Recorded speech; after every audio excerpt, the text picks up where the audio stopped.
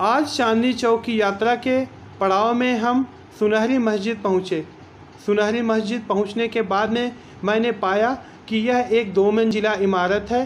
पहली मंजिल पर कई दुकानें खुली हुई हैं, जिनमें कि फूलों की दुकान, कपड़ों की दुकान, इलेक्ट्रॉनिक की दुकान और अन्य दूसरी दुकानें खुली हुई हैं। मैंने दुकानदारों से मस्जिद में प्रवेश करने का रास्ता पूछा तो उन्होंने मुझे सकरी गली की तरफ इशारा करते हुए कहा कि चप्पल निकाल कर के ऊपर चले जाओ। मैं ऊपर पहुंचा तो वहां पर मैंने पाया कि यह एक ऐसी इमारत है जो कि 3 गुंबदों से घिरी हुई है और गुंबद सुनहरे रंग के हैं।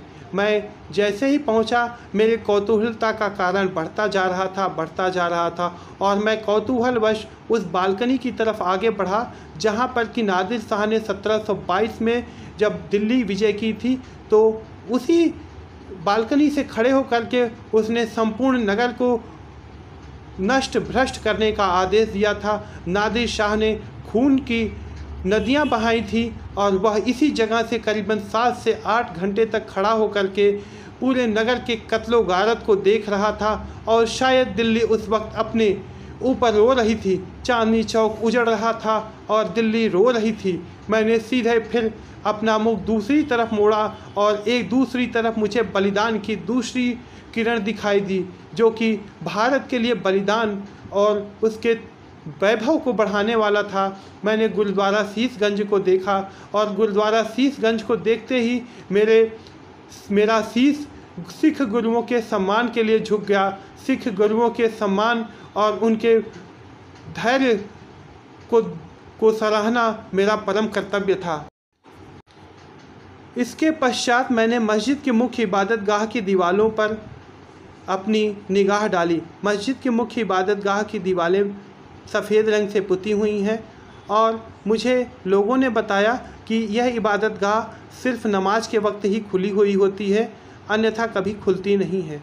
सफ़ेद रंग की दीवारें अस्त व्यस्त सी पुती हुई नज़र आती हैं। मस्जिद के जो दरवाजे हैं 3, वे भूरे रंग से पुते हुए हैं और इन दरवाज़ों के ऊपर मेहराबें भी भूरे रंग से बनी हुई हैं और इन दीवारों को हरे रंग से सजाने का प्रयास किया गया है। मस्जिद की फ़र्श सफ़ेद रंग के पत्थरों से बनी हुई है, जिस पे काले डिवाइडर बने हुए हैं।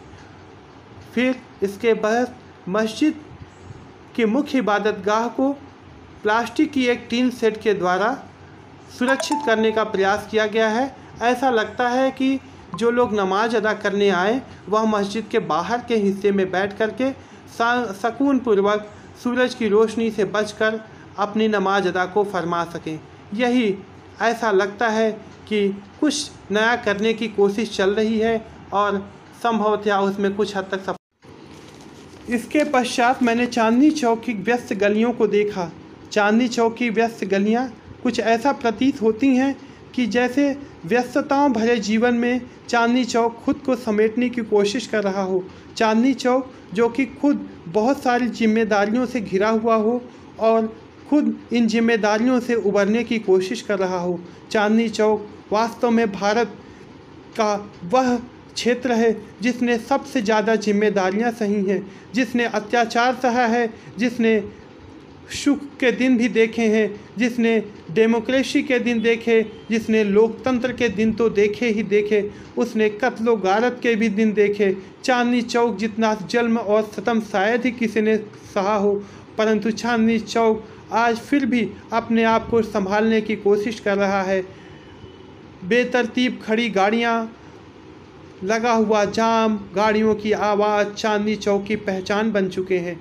मैंने जब मुख्य इबादतगाह को फिर से देखा तो सुकून प्रतीत हुआ, क्योंकि यहाँ अब कोई नहीं था और मैं अकेला खड़ा था। इसके बाद चांदनी चौक की व्यस्तता का पता ही चल जाता है। मैंने फिर मुख्य इबादतगाह के गुम्बद की तरफ रोशनी डाली।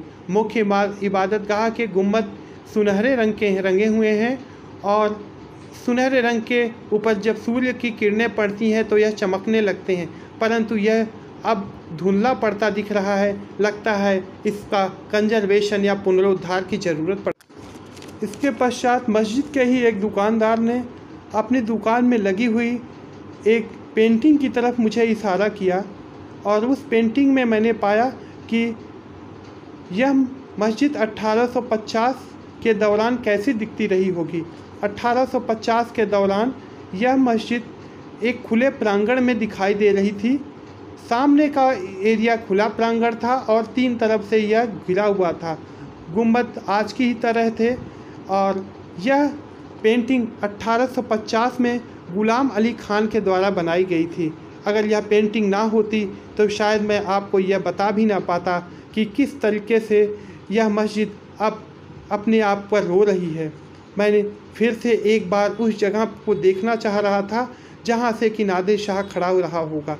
तभी मैंने सामने पाया कि वह चौक जो सिखों के लिए बड़ा इम्पोर्टेंट है, जहाँ सिख गुरुओं के शीश का बलिदान किया गया, और यह मैं देख करके अभिभूत हो गया।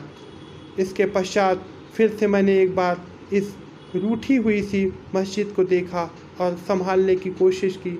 इसी तरीके से मैं आगे बढ़ा।